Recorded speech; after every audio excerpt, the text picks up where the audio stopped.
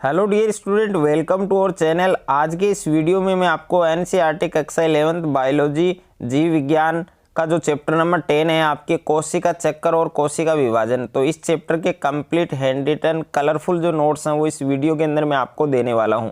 और इससे पहले मैंने एनसीईआरटी कक्षा 11th बायोलॉजी के ऑल चैप्टर हैं उसके नोट्स हैं वो ऑलरेडी मैं अपलोड कर चुका हूं। अगर अभी तक आपने उन चैप्टर के नोट्स नहीं देखे हैं तो उन सभी चैप्टर का जो लिंक है वो आपको डिस्क्रिप्शन में मिल जाएगा, तो वहां जाकर आप उन चैप्टर को भी पढ़ सकते हैं। और इसका जो पीडीएफ है वो आपको कैसे मिलेगा, पीडीएफ कहां पर मिलेगा, किस प्रकार से आपको डाउनलोड करना है, तो वो वाला प्रोसेस भी आपको इस वीडियो के अंदर आपको बताया जाएगा। तो वीडियो को आपको अंत तक देखना है। तो जैसा कि प्यारे बच्चों आप देख सकते हैं ये चैप्टर 10 है आपके एनसीईआरटी कक्षा 11 बायोलॉजी जीव विज्ञान का अध्याय 10 है कोशिका चक्र और कोशिका विभाजन। तो सबसे पहले हम बात करेंगे कि कोशिका विभाजन क्या होता है, यानी सेल डिवीजन क्या होता है। तो कोशिका सिद्धांत के अनुसार एक कोशिका का निर्माण पूर्ववर्ती कोशिका से होता है और इस प्रक्रिया को हम क्या कहते हैं, कोशिका विभाजन कहते हैं। और उसके बाद में कोशिका चक्र है, यानी कोशिका चक्र क्या होता है, घटनाओं का यह अनुक्रम जिसमें कोशिका अपने जीनोम का द्विगुणन व अन्य संगठकों का संश्लेषण और तत्पश्चात विभाजित होकर दो नई संतति कोशिकाओं का निर्माण करती हैं, इसे हम कोशिका चक्र कहते हैं। और यद्यपि कोशिका वृद्धि एक सतत प्रक्रिया है, ये भी आपको याद रखना है। उसके बाद में कोशिका चक्र की प्रावस्थाएं, कौन कौन सी प्रावस्थाएं होती हैं, तो एक प्रारूपी चक्र का उदाहरण मनुष्य की कोशिका के संवर्धन में होता है, यानी मनुष्य में 24 घंटे में और जो ईस्ट होता है उसमें 90 मिनट। ओके, ये आपको याद रखना है। कोशिका चक्र की मूल प्रावस्थाएं, इसकी दो मूल प्रावस्थाएं होती हैं, जिसमें पहली है अंतरावस्था यानी इंटरफेज और दूसरी है एम प्रावस्था। ओके, और उसके बाद में देखिए जो अंतरावस्था होती है इसमें पश्चसूत्री अंतराकाल प्रावस्था और दूसरा है संश्लेषण प्रावस्था और तीसरी है पूर्वसूत्री विभाजन अंतरकाल प्रावस्था। और उसके बाद में देखिए इसको जीवन G2 और इसके नाम से इसको जाना जाता है। और जो एम प्रावस्था होती है इसमें पूर्वावस्था होती है, मध्यावस्था होती है, पश्चावस्था होती है और अंत्यावस्था होती है, ये आपको याद रखना है। तो सबसे पहले हम इंटरफेज के बारे में बात करेंगे, यानी अंतरावस्था के बारे में। तो इस अवस्था को विश्राम अवस्था भी कहते हैं और इस अवस्था में कोशिका विभाजन हेतु आवश्यक पदार्थ है उनका संश्लेषण करती है और मानव कोशिका में यह 23 घंटों यानी 95% का जो समय है वो लेती है, ये आपको याद रखना है। उसके बाद में कोशिका चक्र का चित्रात्मक प्रदर्शन, तो ये कोशिका चक्र है, इसका चित्रात्मक जो प्रदर्शन है वो आप देख सकते हैं।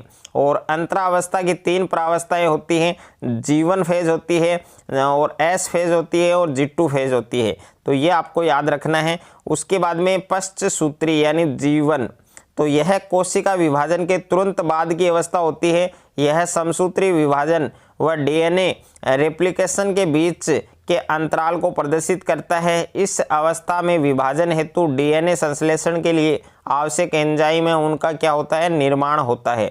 उसके बाद में है एस फेज, तो एस फेज क्या होती है, डीएनए का द्विगुणन या संश्लेषण होता है और इम्पोर्टेंट है, इसको आपको याद रखना है कि डीएनए 2 कार्बन से 4 कार्बन हो जाता है, यानी 2 सेल्सियस से 4 सेल्सियस हो जाता है, परंतु गुणसूत्र की जो संख्या है वो वही रहती है। गुणसूत्र की संख्या क्या रहती है, 2n। उसके बाद में G2 फेज, यानी इस अवस्था में विभाजन के लिए आवश्यक एंजाइम और पदार्थ है उनका क्या होता है, निर्माण। उसके बाद में सूत्री विभाजन अवस्था यानी एम प्रावस्था, तो कोशिका विभाजित होकर नई कोशिका बनाती है। और यहाँ पर नोट है, इस नोट को जरूर पढ़ना है। G0 शांत अवस्था, यानी कुछ कोशिकाएं विभाजित नहीं होती हैं, G1 अवस्था से निकलकर शांत अवस्था यानी G0 निष्क्रिय अवस्था में पहुंचती है, इसे कोशिका चक्र की शांत अवस्था कहते हैं, यह आपको याद रखना है। और उसके बाद में नेक्स्ट है ऐसा विभाजन जिसमें जनक कोशिका का समसमान विभाजन होता है, इससे 2 पुत्री कोशिका का निर्माण होता है, इसे हम क्या कहते हैं, समसूत्री विभाजन कहते हैं। और उसके बाद में है कि इसमें पुत्री कोशिकाओं में गुणसूत्रों की जो संख्या है वो जनक कोशिकाओं के समान होती है और यह वृद्धि व मर्मत कायिक कोशिकाओं में होता है। और समसूत्री की एम प्रावस्था को 2 चरणों में बांटा गया है, इसमें एक तो है केंद्रक विभाजन और सेकंड है कोशिका द्रव्य विभाजन। तो सबसे पहले हम केंद्रक विभाजन के बारे में बात करेंगे। केंद्रक विभाजन क्या होता है? कैरियोकाइनेसिस। तो केंद्रक विभाजन को निम्न भागों में बांटा गया है। इसमें सबसे पहला भाग है पूर्वावस्था, दूसरा है मध्यावस्था, तीसरा है पश्चावस्था और 4 नंबर है अंत्यावस्था। तो सबसे पहले हम बात करेंगे पूर्वावस्था की बात करेंगे, यानी प्रोफेज के बारे में बात करेंगे। तो यह विभाजन की प्रथम अवस्था है तथा इसमें गुणसूत्री पदार्थ है, उसका संघनन का प्रारंभ ही क्या कहलाता है? पूर्वावस्था कहलाता है। और उसके बाद में गुणसूत्र अर्ध गुणसूत्र से बने होते हैं। ओके, और प्रत्येक गुणसूत्र बिंदु से जुड़ा होता है और तारक काय व तारक केंद्र विभाजित होकर कोशिका के ध्रुवों की ओर क्या करते हैं? गति करते हैं। और इन तारक केंद्रों से तारक तंतु का निर्माण होता है और ये तंतु व तारक मिलकर समसूत्री यंत्र बनाते हैं। और उसके बाद में पूर्वावस्था के अंत में गोलजिकाएं और केंद्रिका और केंद्र का आवरण दिखाई नहीं देता है। और ये आप डायग्राम देख सकते हैं, डायग्राम को आपको अच्छे से याद करना है। उसके बाद में मेटाफेज यानी मध्यावस्था। तो केंद्रक आवरण विघटित होने के साथ समसूत्री विभाजन की द्वितीय अवस्था प्रारंभ हो जाती है और इस अवस्था तक गुणसूत्रों का संघनन पूर्ण हो जाता है। और यह वह अवस्था है जब गुणसूत्रों का अध्ययन आसानी से किया जा सकता है। और गुणसूत्र अर्ध गुणसूत्र से बने हैं। इनके मध्य गुणसूत्र बिंदु की सतह पर बिंब के समान संरचना काइनेटोकोर कहते हैं और इन्हीं काइनेटोकोर की सहायता से गुणसूत्र तरक तंतु से जुड़े होते हैं और वहीं इसका संतति अर्धगुणसूत्र तरक तंतु द्वारा अपने काइनेटोकोर से विपरीत ध्रुव से जुड़ा होता है। और मध्य अवस्था में जिस तल पर गुणसूत्र पंक्तिबद्ध हो जाते हैं उसे मध्य अवस्था पट्टिका कहते हैं। और ये 2 डायग्राम दिए गए हैं यहाँ पर, एक तो प्रो का जो फेज है वो है और दूसरा यानी पूर्वावस्था और दूसरा है मध्यावस्था। तो दोनों डायग्राम आप देख सकते हैं। उसके बाद में एना फेज यानी पश्चावस्था। तो गुणसूत्र बिंदु में विभाजन के साथ प्रत्येक गुणसूत्र पुत्री गुणसूत्रों का निर्माण होता है। और प्यारे बच्चों, ऐसे नोट्स आपको कहीं पर भी देखने को नहीं मिलेंगे। बहुत ही शानदार नोट्स हैं, न तो आपको ऑफलाइन कोचिंग में नहीं मिलेंगे और ना आपको यूट्यूब पर मिलेंगे और ना ही आपको आपके स्कूल में मिलेंगे। अगर आप इन नोट्स को अच्छे से एक बार तैयार कर लेते हैं तो आप बायोलॉजी के अंदर एक अच्छा स्कोर कर सकते हैं। और उसके बाद में प्रत्येक पुत्री गुणसूत्र मध्य पट्टिका से काफ़ी दूर जाने लगते हैं और प्रत्येक का गुणसूत्र बिंदु ध्रुव की ओर होता है, जो गुणसूत्रों को ध्रुव की ओर जाने का नेतृत्व करते हैं और गुणसूत्रों की जो भुजाएं हैं वो पीछे आती हैं। और ये डायग्राम है आपके एनाफेज का। और उसके बाद में अंत्यावस्था यानी टेलोफेज। तो इस अवस्था में पुत्री गुणसूत्र अपने ध्रुव पर पहुंच जाते हैं, इनकी पृथक पहचान समाप्त हो जाती है। इस अवस्था में पूर्वावस्था के विपरीत क्रिया होती है, अर्थात गुणसूत्र समूह के चारों ओर केंद्रक जो झिल्ली होती है उसका निर्माण हो जाता है और केंद्रिका गोलजिकाएं का पुनः निर्माण हो जाता है। यहाँ पर आप डायग्राम देख सकते हैं इसका। उसके बाद में कोशिका द्रव्य विभाजन। कोशिका द्रव्य विभाजन क्या होता है? केंद्रक विभाजन के पश्चात कोशिका द्रव्य विभाजन होता है। इसमें विदलन विधि के द्वारा हम बात करें तो विदलन विधि है। विदलन विधि क्या होती है कि कोशिका प्राणी का विभाजन जीव द्रव्य कला में एक खांच बनने से संपन्न होता है। खांचों के लगातार गहरा होने व अंत में केंद्र में आपस में मिलने से कोशिका का कोशिका द्रव्य 2 भागों में बट जाता है। तो यहाँ पर आप देख सकते हैं डायग्राम के द्वारा। और उसके बाद में कोशिका पटलिका विधि। तो यह पादप कोशिका में होता है, अतः इनमें कोशिका द्रव्य का विभाजन दूसरी भिन्न प्रक्रियाओं द्वारा संपन्न होता है। पादप कोशिका में नई कोशिका भित्ति का निर्माण कोशिका के केंद्र से शुरू होकर बाहर की ओर पूर्व स्थित पार्श्व कोशिका से जुड़ जाता है और इसे कोशिका पट्टिका कहते हैं। और जो सेल्यूलोस है वो जमा होने के कारण इस प्रकार होता है। तो ये डायग्राम आप देख सकते हैं।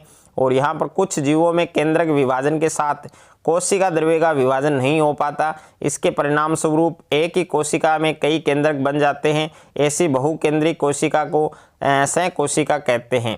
और उदाहरण है नारियल का तरल भ्रूणपोष। उसके बाद में सूत्री विभाजन का महत्व क्या है? तो यहाँ पर बहुकोशिकीय जीवों की वृद्धि के लिए दूसरा है केंद्रक के कोशिका द्रव्य अनुपात बनाए रखने के लिए। तीसरा है कोशिका मरम्मत के लिए। उसके बाद में है अर्धसूत्री विभाजन। अब देखिए अर्धसूत्री विभाजन क्या होता है, युग्मक का निर्माण विशिष्ट द्विगुणित कोशिकाओं से होता है और यह विशिष्ट प्रकार का कोशिका विभाजन जिसके द्वारा बनने वाली अगुणित संतति कोशिकाओं में गुणसूत्रों की संख्या आधी हो जाती है। इस प्रकार के विभाजन को क्या कहते हैं, अर्धसूत्री विभाजन कहते हैं। और इस विभाजन से 4 अगुणित कोशिकाओं यानी युग्मक का निर्माण होता है। और अर्धसूत्री विभाजन है उसके 2 प्रकार हैं, अर्धसूत्री विभाजन फर्स्ट और अर्धसूत्री विभाजन सेकंड।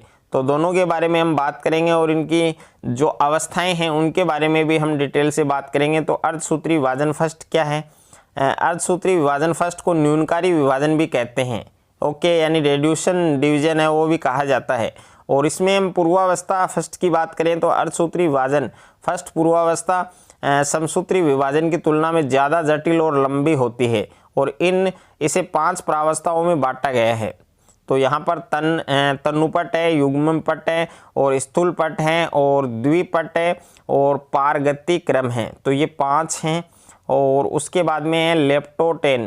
तो यहाँ पर आप देख सकते हैं इस अवस्था में क्रोमेटिन संघनित होना आरंभ करते हैं, गुणसूत्रों पर क्रोमोमेर दिखाई देते हैं और उसके बाद में यह गुणसूत्र मणिकाकाय रूप में दिखाई देते हैं और समजात गुणसूत्र पास आने लगते हैं। और जो बाकी के जो समान संरचना बनाते हैं जो गुणसूत्र उनको हम क्या कहते हैं, आमपूजन कहते हैं, ओके। तो ये सारे नोट्स आप देख सकते हैं वीडियो के अंदर और कंप्लीट नोट्स हैं आपके इस चैप्टर के। ऐसे ही प्रत्येक चैप्टर के जो नोट्स हैं अगर आपको देखने हैं, आपको लेने हैं वो सारे नोट्स, तो उनका लिंक आपको डिस्क्रिप्शन में मिल जाएगा। और जिन बच्चों को ये नोट्स साथ साथ में लिखने हैं तो वो नोट्स लिख सकते हैं। और जिन बच्चों को ये नोट्स परचेज करने हैं तो नोट्स आप किस प्रकार से परचेज कर सकते हैं, इसका पूरा जो प्रोसेस है वो आपको डिस्क्रिप्शन में मिल जाएगा। वहाँ जाकर आप ये नोट्स बाई कर सकते हैं PDF फॉर्मेट में और इनको आप अच्छे से पढ़ सकते हैं। अगर आपको बायोलॉजी के अंदर एक अच्छा स्कोर करना है तो ये वाले सारे नोट्स आपको पढ़ने हैं, अच्छे से आपको पढ़ने हैं।